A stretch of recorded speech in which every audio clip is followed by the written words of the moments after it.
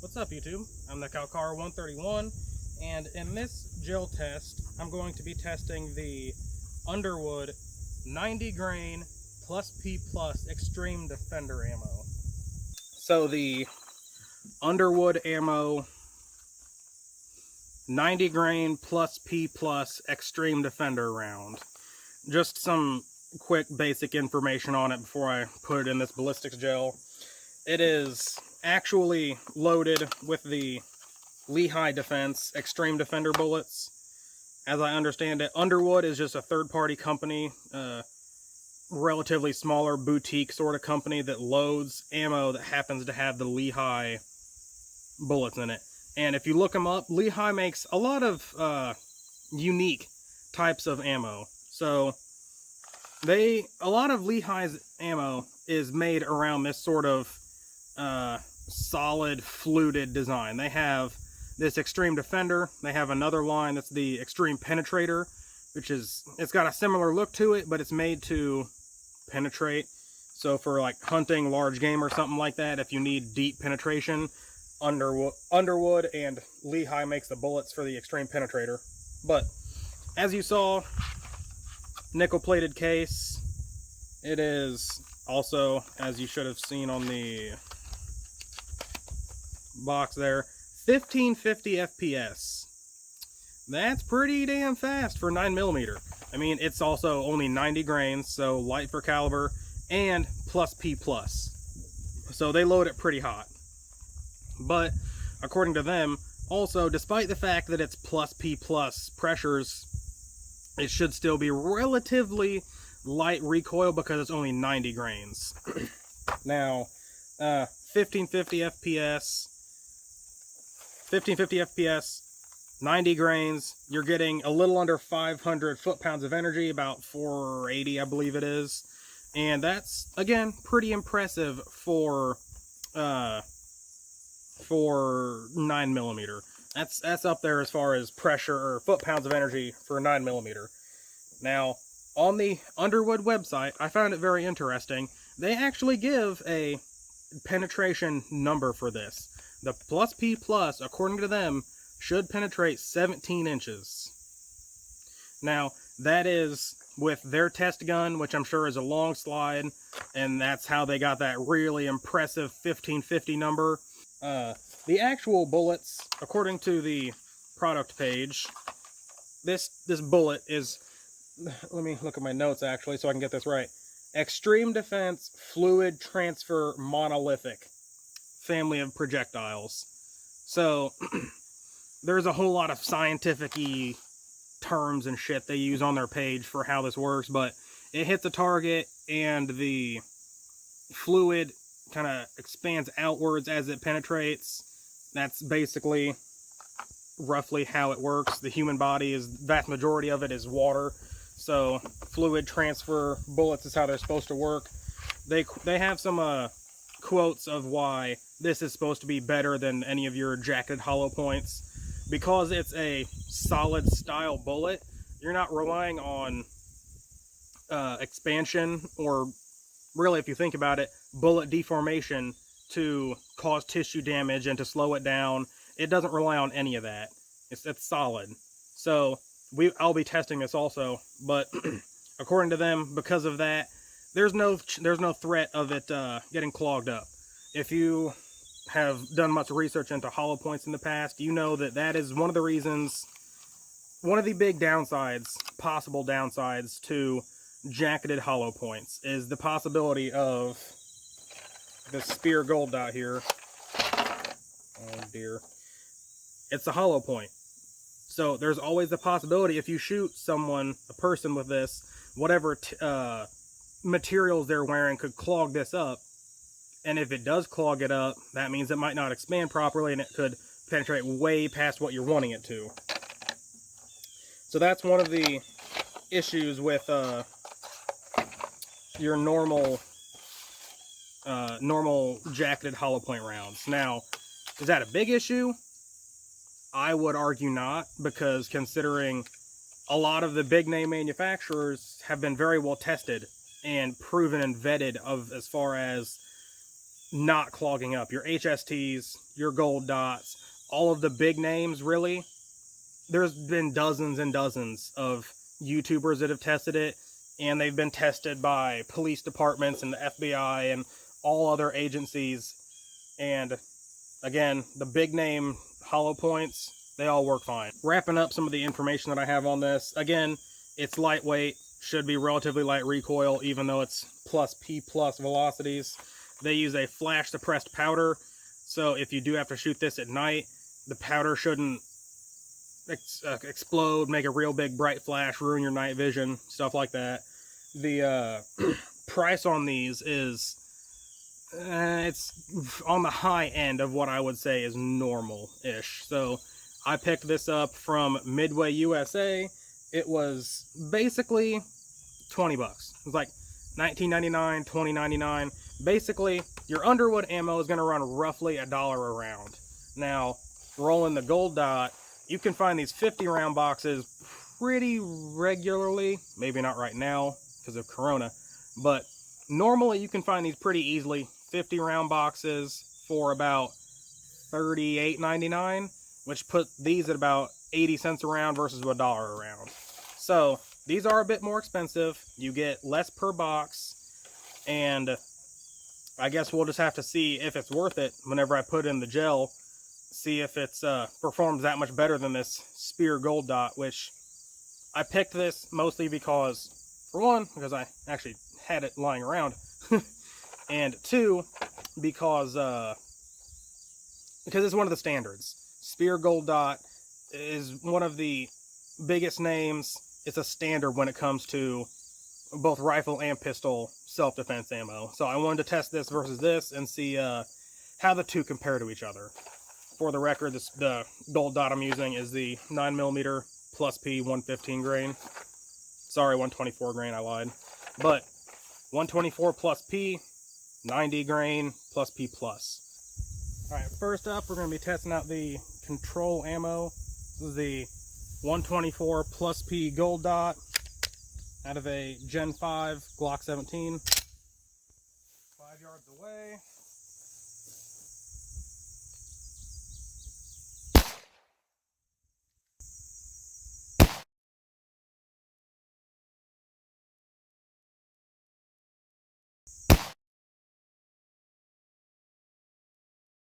Alright, so we have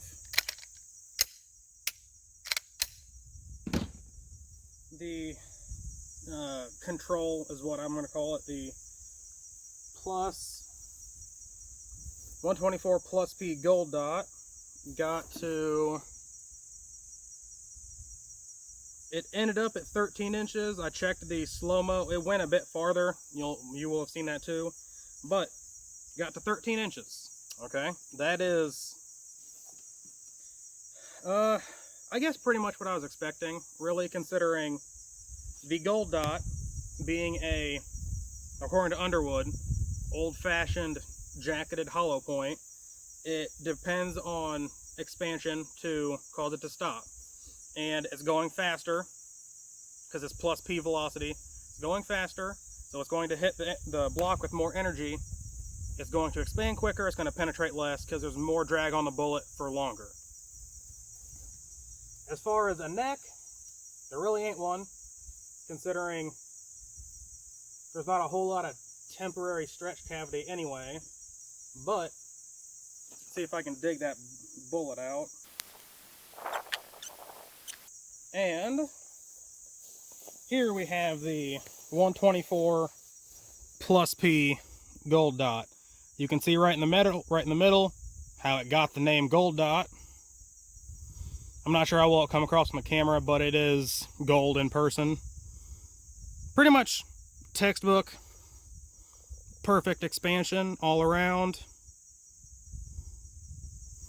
So that is the 124 +P Gold Dot.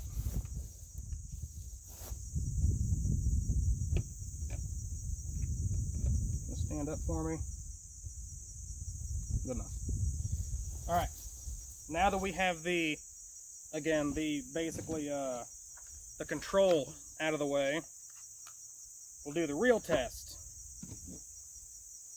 and see how well this Underwood 90 grain plus P plus does. Underwood ammo, 90 grain plus P plus, Xtreme Defender. See how it works. Again, 5 yards away.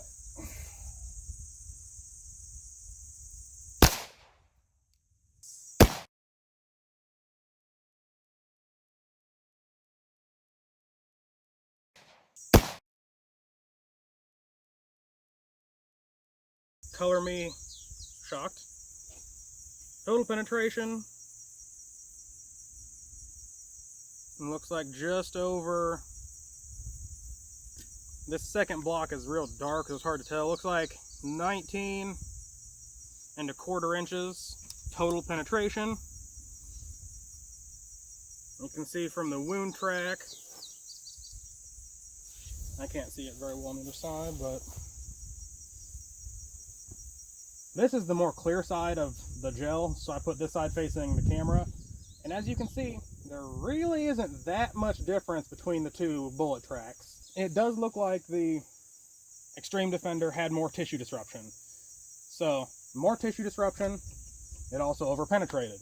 Now, as I have said, is over-penetration as big a deal as people give it credit to be?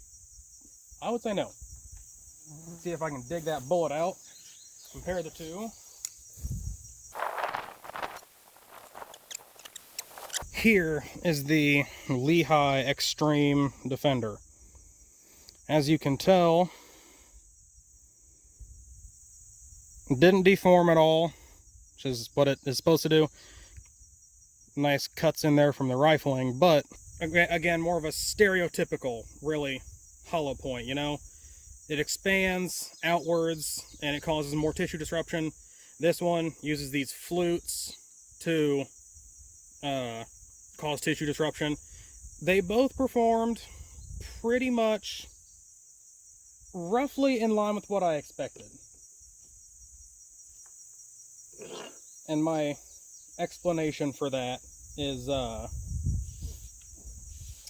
basically they're both plus P velocities. This one is plus P plus, that one's only plus P. But due to the differences in the bullet designs, they did mostly what I expected them to. Because again, plus P velocities, and that's the normal expansion style hollow point. So it's going faster, it's going to hit this target with more energy, it's going to expand quicker.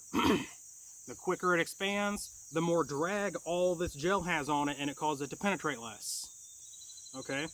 And on the other side of that spectrum, the plus P plus velocity of the Underwood ammo here, because it doesn't expand at all, there's not really anything to take away that extra energy. Because it's a plus P plus velocity bullet, it's just going to penetrate deeper. That's pretty much exactly what I expected. They quoted 17, I got just over 19 1/4. Alright, so first up I have the 124 plus P Gold Dot. Just below that, 90 grain plus P plus Underwood. I have 6 layers of a cloth material, just an old sheet, wrapped up in front of the gel. Let's see how it does.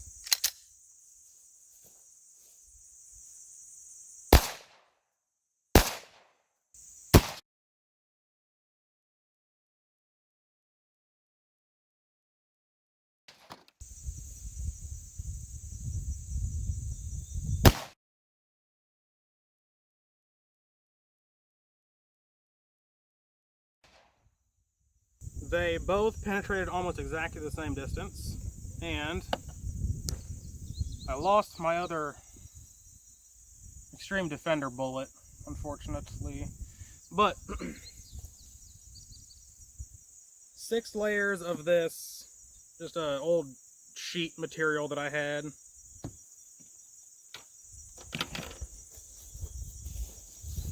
Kept my Gold Dot though. So, the Gold Dot, down here on the very bottom, it's hard to tell, the tape's in the way, but 17.5 inches, so it did penetrate farther, which I admit I didn't expect, but I mean, even so, it's still within the 12 to 18 inch standards. We're looking at 18.5 inches on the Underwood. Alright, so let's see if I can cut these two out. They're both closer on the bottom, so. The Lehigh, as is to be expected, I suppose. Let me get out of the light there to focus. It's pretty much the exact same because, again, this doesn't rely on any kind of expansion, so there's no reason for a cloth to mess it up. And then right here, we have the two gold dots. On the right is the bare gel. The left is the one that went through the cloth material. And as you can see, it didn't cause a whole lot of difference. It still expanded. It did penetrate, what was it? 13 for the bare gel and 17 for the cloth. So admittedly, the cloth did cause it to penetrate a bit more, but even so, it's still within the standards of what I'm looking for. So my sort of final thoughts on this Xtreme Defender round from Underwood and Lehigh, I guess. It's perfectly fine, really. I don't know if I would recommend the Plus P Plus flavor. I'd probably do the Plus P if I were to buy this again and actually intend to use it. I would probably do the Plus P standard version, but it's perfectly fine. It does fine. The Gold Dot also performed very adequately. It performed as well as I would expect it to. Again, I've said before, it is a standard in the self-defense realm, and for good reason. Even going through 6 layers of cloth, it was still within the FBI standard of 12 to 18 inches. So it performed perfectly fine. The Underwood, is it worth it considering it's a bit more expensive than the Gold Dot? I don't know. I'm kind of struggling to see where the Underwood really performs that much better than these Gold Dots to make it worth an extra 20 cents a round. Now, is that really that big a deal, the price difference? Not really. I mean, if all you're doing is buying ammo to load up and feed a concealed carry gun, where you're only going to have one 10 round, 15 round mag, something like that, maybe a spare one, you're not going to need a lot of ammo, it might not be that big a deal, you know? Just pick whichever one works for you. However, if you are paranoid and you have a gun in every room of your house, not saying I do, it's crazy, but I do. If you have a gun in every room of your house and you need to get ammo for every single one, all of a sudden 20 cents cheaper per round, that kind of actually starts to add up whenever you need to put over 100 rounds of 9mm in various handguns throughout your house. So basically my final thoughts on it is the Underwood ammo 90 grain Xtreme Defender, it gets a thumbs up. It performed perfectly fine in this gel test, even against cloth. It did fine. I wouldn't mind using it for self-defense. I would probably trust it. I haven't heard a lot of bad things about Underwood, and in my limited testing, it performed perfectly fine. However, I think I would still default to the Gold Dot, just because, you know, it's cheaper, has a longer track record of working, and I have more personal experience with it. Now, if you have more experience with the Underwood and you trust it more, by all means, use the Underwood. Once again, I've said this multiple times by now, they're both very adequate, and the Underwood performed perfectly fine. I would probably recommend the Plus P version, not the Plus P Plus. Maybe if you have like a micro compact gun, the plus P plus might be better, because you're not going to get as much velocity out of that short of barrel anyway. But yeah, I think I would definitely recommend both of them, but for me personally, I'm still going to lean towards Gold Dot. However, the Underwood ammo definitely passed this test with flying colors. It was perfectly fine and adequate. So really, this is my actual final thought on this is pick whichever one you want. If you find the Underwood on a good sale where it's around 80 cents a round, snag some up. If you find this on a good sale and it's even cheaper, go ahead and pick it up. They're both perfectly fine. That's my final thoughts on it. Pick whichever one you trust more, whichever company you have more experience with, whichever one's cheaper. So yeah, Underwood ammo, 90 grain plus P plus Xtreme Defender, thumbs up from me. If you liked the video, if you found it informative, go ahead and give me a thumbs up. Comment down below what you guys use for self-defense ammo. If you use Underwood and you have more experience with it, share some of that experience down below. If you want to see me test some other stuff in this ballistics gel, I'm not even sure if it's in frame, but if you want to see me test more stuff with this ballistics gel, by all means, comment down below. I'll do my best to find some in the Corona apocalypse. Yeah, that's about it. I'm the Calcara 131, signing off. Shouldn't have done that. I lost my other bullet. Oh, I found it though.